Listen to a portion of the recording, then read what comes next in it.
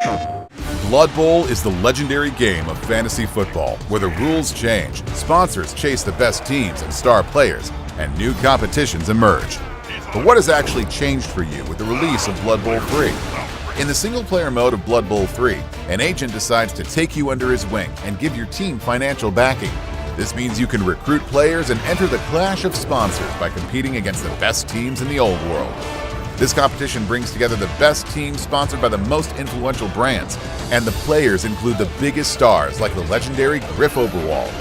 As some of you already know, 12 factions will be available at launch.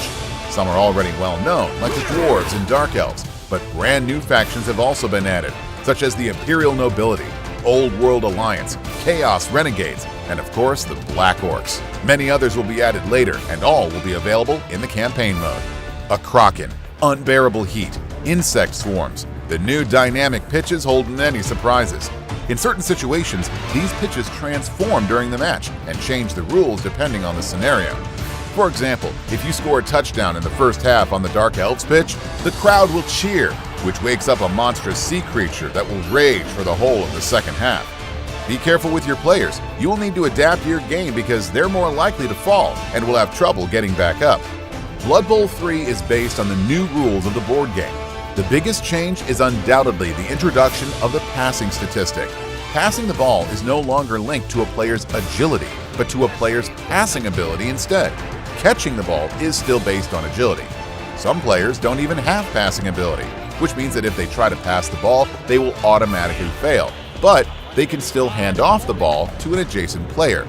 This significantly changes the game in many ways, especially for teams with high agility who could previously pass to anyone in their team.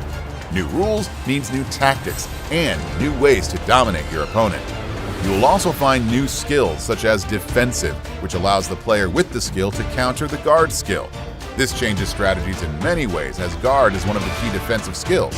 Throwers and runners also have their share of new skills.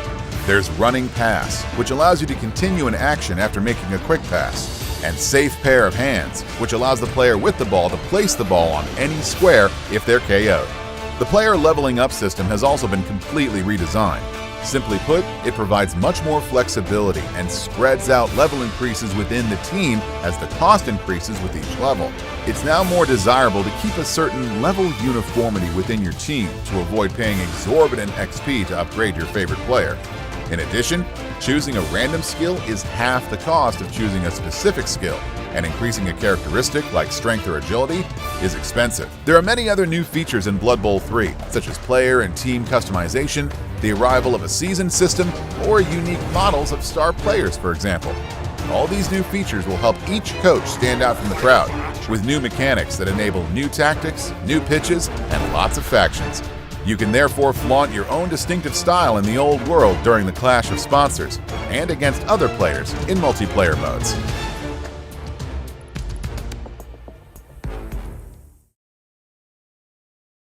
PlayStation